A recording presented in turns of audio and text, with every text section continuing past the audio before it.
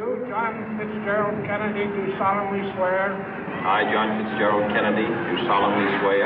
That you will faithfully execute the office of President of the United States. That I will faithfully execute the office of President of the United States. And will, to the best of your ability. And will, to the best of my ability. Preserve, protect, and defend the Constitution of the United States. Preserve, protect, and defend the Constitution of the United States. So help you God. So help me God.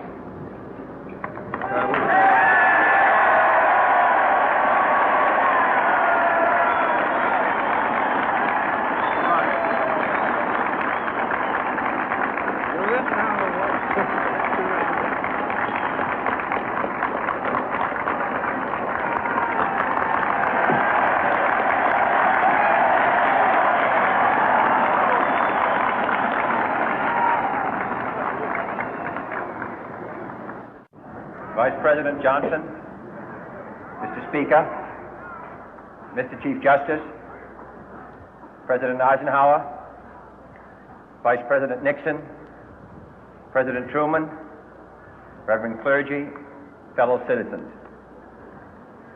We observe today not a victory of party, but a celebration of freedom, symbolizing an end as well as a beginning, signifying renewal as well as change.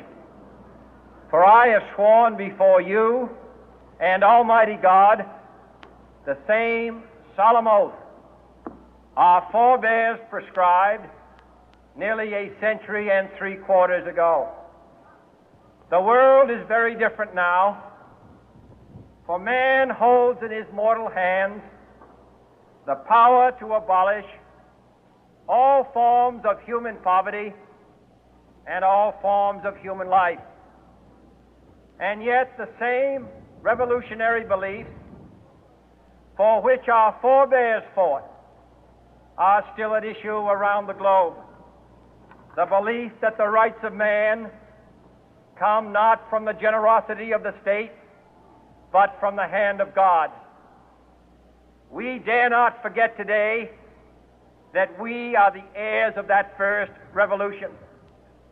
Let the word go forth from this time and place to friend and foe alike that the torch has been passed to a new generation of Americans born in this century, tempered by war, disciplined by a hard and bitter peace, proud of our ancient heritage, and unwilling to witness or permit the slow undoing of those human rights to which this nation has always been committed and to which we are committed today at home and around the world.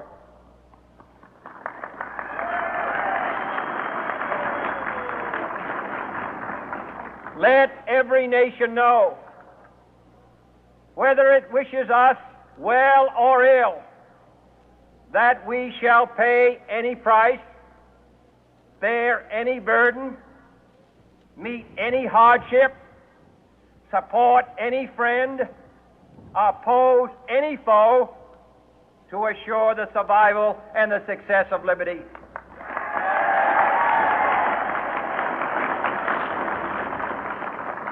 This much we pledge and more.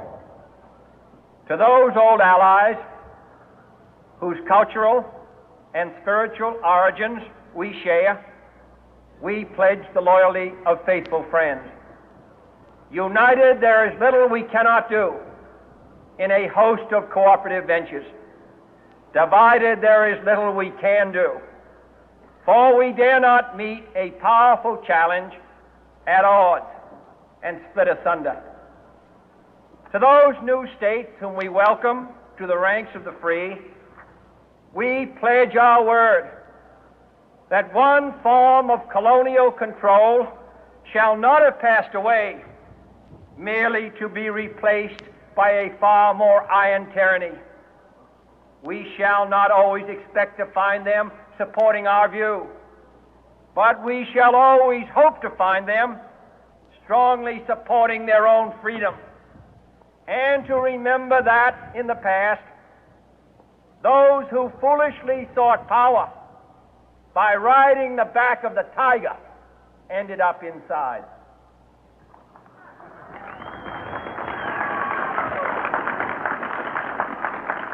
To those people in the huts and villages of half the globe struggling to break the bonds of mass misery, we pledge our best efforts to help them help themselves for whatever period is required, not because the communists may be doing it, not because we seek their votes, but because it is right. If a free society cannot help the many who are poor, it cannot save the few who are rich.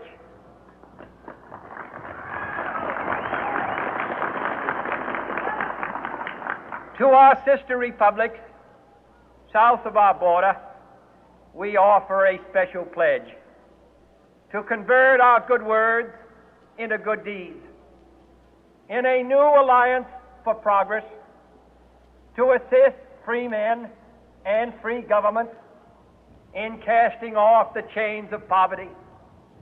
But this peaceful revolution of hope cannot become the prey of hostile powers. Let all our neighbors know that we shall join with them to oppose aggression or subversion anywhere in the Americas. And let every other power know that this hemisphere intends to remain the master of its own house.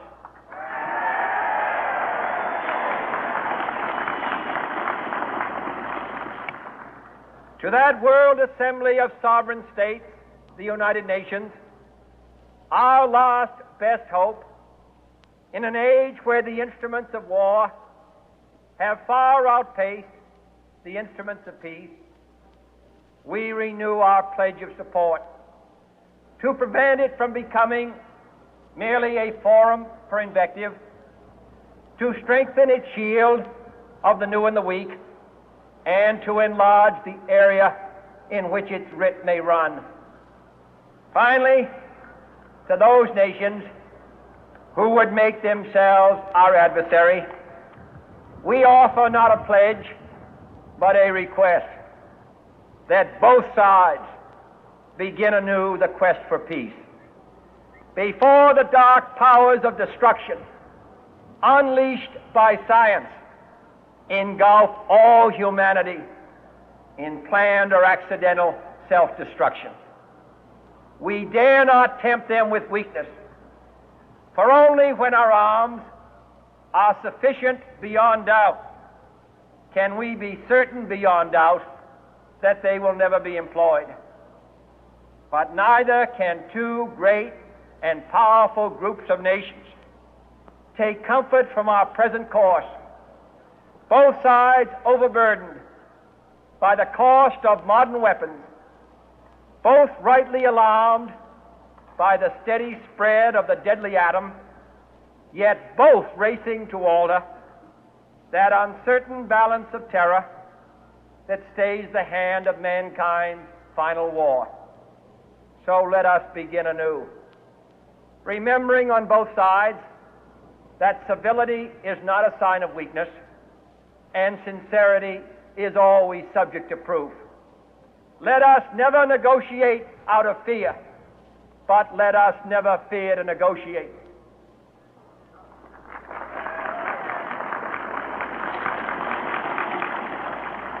Let both sides explore what problems unite us, instead of belaboring those problems which divide us.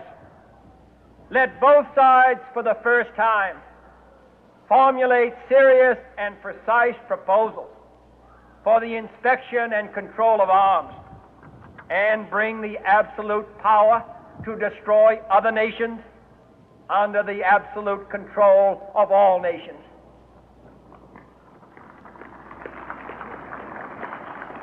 Let both sides seek to invoke the wonders of science instead of its terrors. Together, let us explore the stars, conquer the deserts, eradicate disease, tap the ocean depth, and encourage the arts and commerce. Let both sides unite to heed in all corners of the earth the command of Isaiah to undo the heavy burden and let the oppressed go free. And if a beachhead of cooperation may push back the jungle of suspicion, let both sides join in creating a new endeavor, not a new balance of power, but a new world of law, where the strong are just and the weak secure and the peace preserved. All this will not be finished in the first 100 days, nor will it be finished in the first 1,000 days, nor in the life of this administration, nor even perhaps in our lifetime on this planet. But let us begin.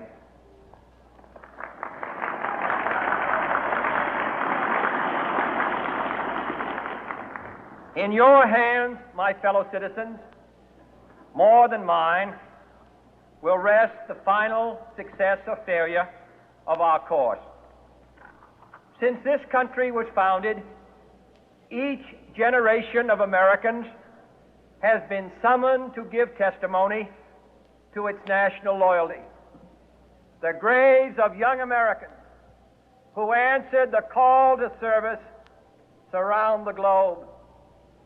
Now the trumpet summons us again, not as a call to bear arms, though arms we need, not as a call to battle, though in battle we are, but a call to bear the burden of a long twilight struggle, year in and year out, rejoicing in hope, patient in tribulation, a struggle against the common enemies of man, tyranny, poverty, disease, and war itself. Can we forge against these enemies a grand and global alliance, north and south, east and west, that can assure a more fruitful life for all mankind? Will you join in that historic effort?